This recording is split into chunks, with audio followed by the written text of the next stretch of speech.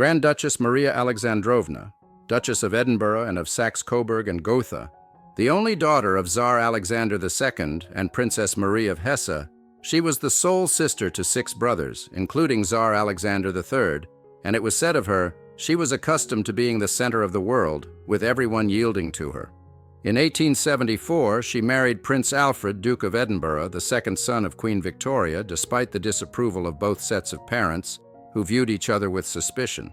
As Duchess of Edinburgh, Maria Alexandrovna disliked residing in England and did not get along with Queen Victoria, who despised her domineering manner and the ostentatious display of her magnificent jewels. In 1893, Prince Alfred inherited the title of Duke of Saxe-Coburg and Gotha from his childless uncle, and she became the sovereign consort of a small German duchy until her husband's death in 1900, which occurred shortly after the tragic death of their only son. As a widow, Grand Duchess Maria Alexandrovna maintained 5 residences in Germany and France, fleeing to Switzerland during World War I due to anti-Russian sentiments. During the Russian Revolution, she lost many family members and much of her fortune. She passed away from a heart attack in Switzerland in 1920, reportedly after receiving a telegram addressed to Frau Coburg. But let us take a look at the jewels with which she so irked Queen Victoria. And we begin with the fringe tiara of Grand Duchess Maria Alexandrovna.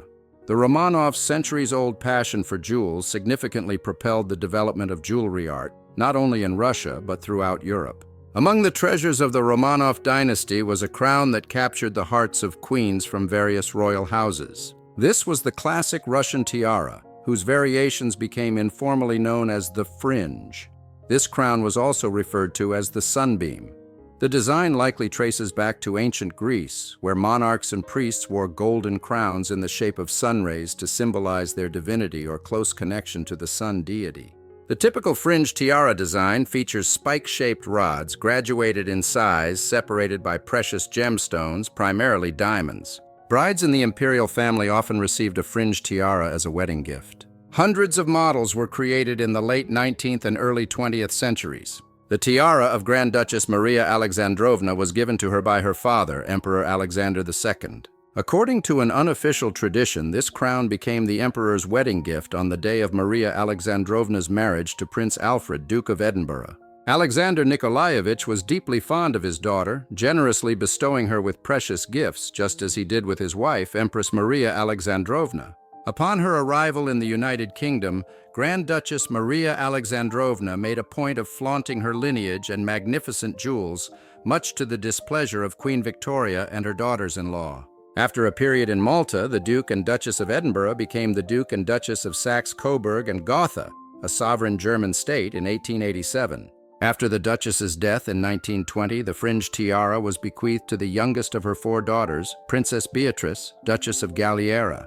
Known as Baby B, Princess Beatrice married Infante Alfonso, Duke of Galliera, a cousin of the then King of Spain, Alfonso, in 1909. The Duchess of Galliera wore her mother's fringe tiara at the grand coronation of her sister, Queen Marie of Romania, in 1922, as well as in an official portrait. In the 1930s, Princess Beatrice sold the tiara, reportedly to fund a hospital and clinic during the Spanish Civil War. Fortunately, the buyer was none other than her sister, Queen Marie of Romania, who had already been widowed by that time. Queen Marie wore the fringe tiara in 2 portraits by the renowned artist Philip de Laszlo, and at an official banquet with her diamond sautoir in 1936. After her death in 1938, the tiara was inherited by her second daughter, Queen Maria of Yugoslavia. By 1938, Queen Maria of Yugoslavia had been a widow for 4 years. Living a relatively modest life in the United Kingdom, she rarely wore the fringe tiara. Combined with World War II and the subsequent exile of the Yugoslav royal family, this meant that Queen Maria was not photographed in the tiara until she decided to auction it, along with an eagle-shaped corsage ornament, in 1960, when she wore it for promotional portraits. The fringe tiara of Grand Duchess Maria Alexandrovna was sold for £10,800 on July 21, 1960, at a Sotheby's auction in London to art dealer Levy Cohen, and has not been seen in public since. Its current whereabouts remain unknown. Another stunning piece of jewelry is the Saxe-Coburg and Gotha diamond tiara.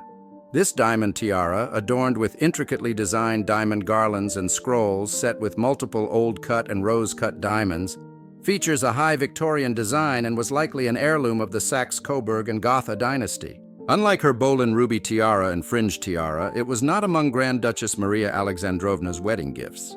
The tiara was worn for an official portrait and at the wedding of her daughter, Princess Alexandra, to Prince Hohenlohe-Langenburg in 1896. Another indication that the tiara was a Saxe-Coburg and Gotha heirloom is that it was passed down to Grand Duchess Maria Alexandrovna's successor, Princess Victoria Adelaide, Duchess of Saxe-Coburg and Gotha and of Albany. She wore it during the first decade of the 20th century in one of her earliest portraits as Duchess of Saxe-Coburg and Gotha, which was the last time the tiara was depicted in public. The design of the tiara was quite large and heavy, making it unsuitable for the hairstyles that became popular after World War I when the duchy was dissolved. It is highly likely that it was either dismantled or sold sometime after World War II when the family faced financial difficulties. However, they still retain several significant pieces of jewelry, such as their turquoise parure and the diamond necklace of the Duchess of Albany. Let's get acquainted with another tiara, the Bolin ruby tiara.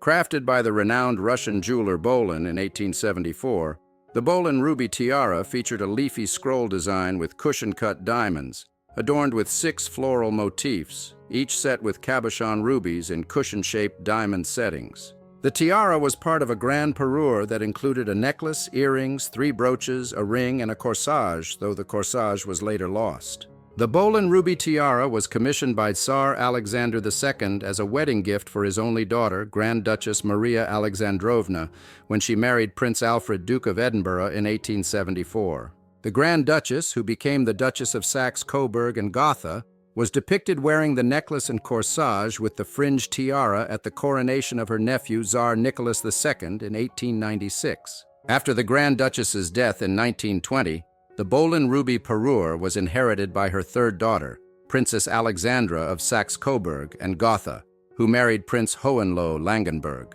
She was photographed wearing it at the wedding of Prince Gustav Adolf of Sweden and Princess Sibylla of Saxe-Coburg and Gotha in 1932. However, the parure was frequently worn by Princess Alexandra's daughter-in-law, Princess Margarita of Greece, sister of the Duke of Edinburgh. Princess Margarita donned the Bolin ruby tiara for a portrait in the 1930s and most famously at the coronation of her sister-in-law, Queen Elizabeth II, at Westminster Abbey in 1953. The sisters were allowed to attend after being barred from their brother's wedding in 1947.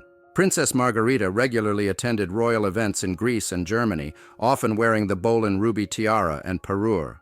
After a devastating fire at Langenburg Castle, the family's residence, in 1963, the tiara and parure, along with other jewels, were sold entirely at a Christie's auction in 1978. Although the tiara was dismantled, parts of it have resurfaced several times at auction, most notably in 1989 with a pair of earrings, 3 brooches, and a ring, created from the tiara, appearing at an auction in 2006. And now, which of these dazzling pieces impressed you the most? Feel free to share your thoughts in the comments.